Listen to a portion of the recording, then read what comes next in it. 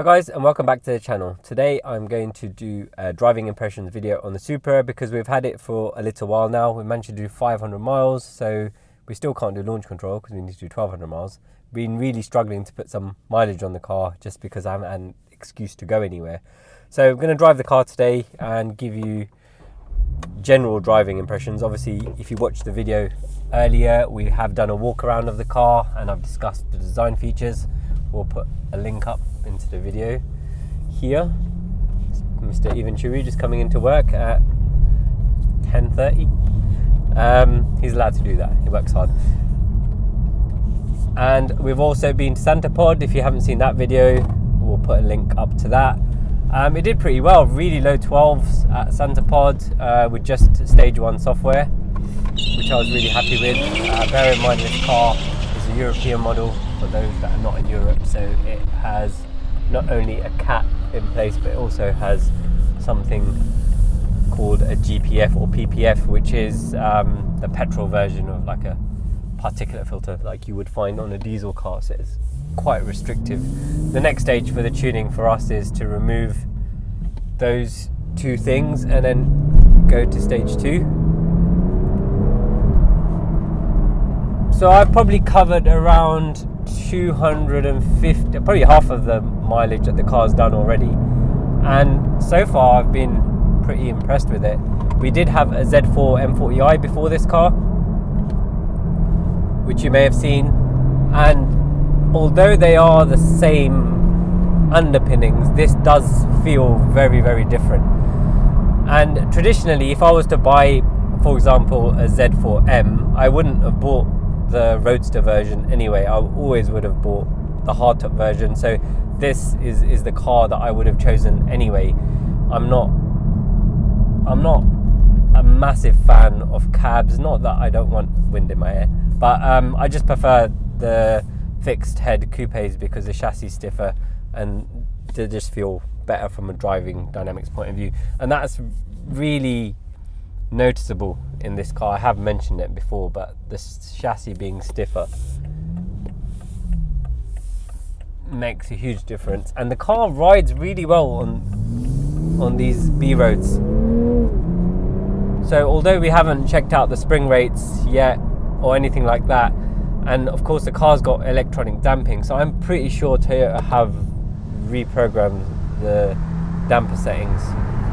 It feels very different to Z4. Generally, the cabin of the car is actually a really nice place to be. It is very black in here, but quality of materials is good. iDrive's good, feels like a BMW, so everything is where I'm used to having it.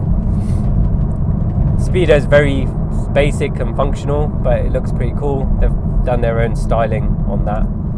And from factory, the car sounds pretty nice as well.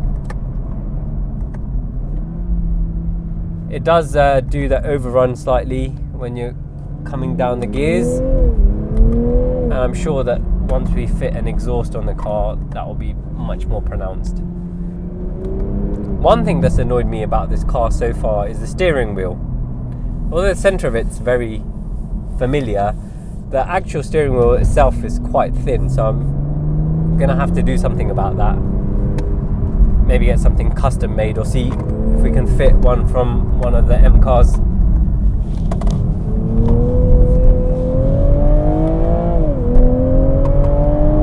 So the car itself, I've mentioned this before, has a lot of lateral grip. The tyres made by Michelin, they're not the PS4S, but they're the Pilot Super Sports, but Toyota and BMW have said they've been specially formulated for this car, and I can believe that because the grip they have is much better than a normal Super Sport. I mean, if you watched our Santa Pod video, the car was launching really well, and that was without any launch control because we can't do that until we hit 1200 miles. Turning feels really good as well. Feels pretty sharp. It handles itself around the corners really well, stays flat.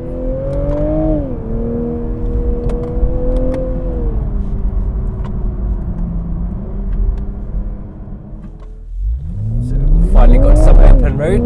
So this is with traction mode on, so it's the equivalent of BMW MDM, so it allows a little bit of slip before it comes in.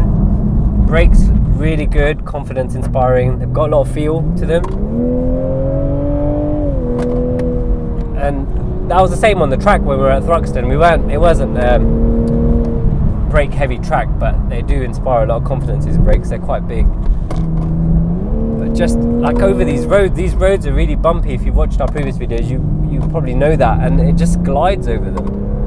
I'm really, really impressed with the chassis on this car. It is very, very different to the Z4 in my opinion.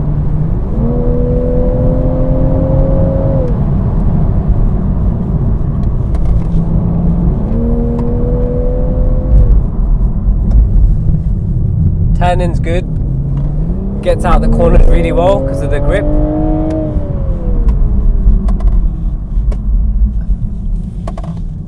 Just very flat through the corners and just deals with the undulations really well. I'm like being really impressed with this car. It's fun. It's definitely fun.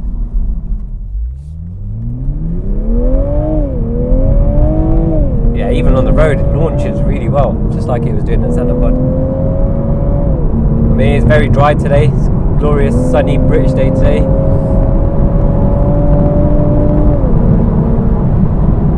It's 12 degrees, so that's probably about the minimum temperature limit that these tyres are probably recommended to work fully.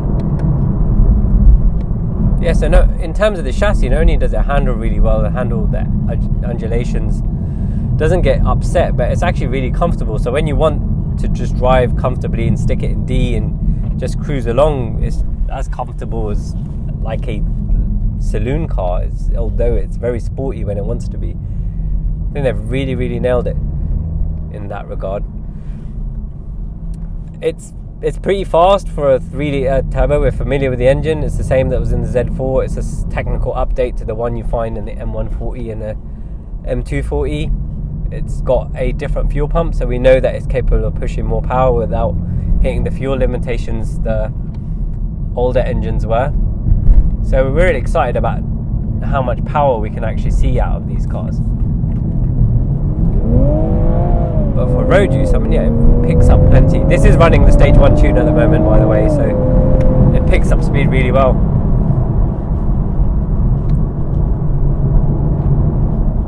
And spending more time in this car, it really does remind me of my old Z3M Coupe. I had one of those probably from 2003 to 2006. And when I'm sitting here, the long nose in front of me and the rear haunches and the massive wing mirrors, it does very much feel like an M Coupe to me. It's like the modern day version. The silhouette is very similar too. In terms of the first modifications we're going to do to the car, we are going to fit a set of H&R springs, because at the moment there's not much available for this car. I'm going to have to wait for MSS to come out with their spring solution, and I'm also talking to Bill Stein about doing a set of coilovers for this. The car is going to be at Essen, and we've got a really wild wrap plan for it, and a set of wheels, so the car will have to be lowered to suit that. So hopefully Bill Stein can come through with a set of custom coilovers before then. I'll hopefully go and see him next week. But even in road trim, I mean, it's very, very good. So the engine's good, the chassis is good, the overall feel of the car is good. Well, what about the gearbox? A lot of people have been unhappy that Toyota have decided not to make a manual option at the moment, and instead this car has the same ZF 8-speed that a lot of modern cars are getting, and especially BMWs. And the reason for that is it's actually very, very good gearbox. I've been driving DCT cars since the E92 M3 came with DCT back in 2008 now, I think.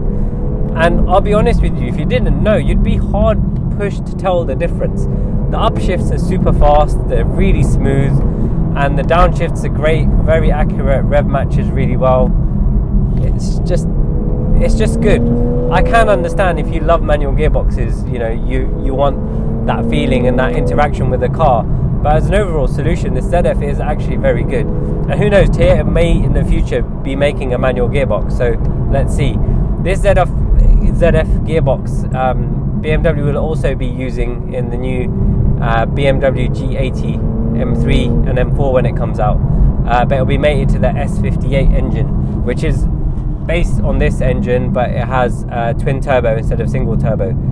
I wonder if Toyota are going to be able to get access to that engine and make a hot version of the Supra with the S58 in it. Now, that's going to have 500 horsepower from the factory, and it's going to be very tunable, and that would be very interesting to see. So in summary, I really like this car. It handles really well, it stops well, and it goes really well. We know that this car has huge potential in terms of its performance with the B58 engine, and we look forward to developing that further, but I'm also really excited about the aesthetics of the car.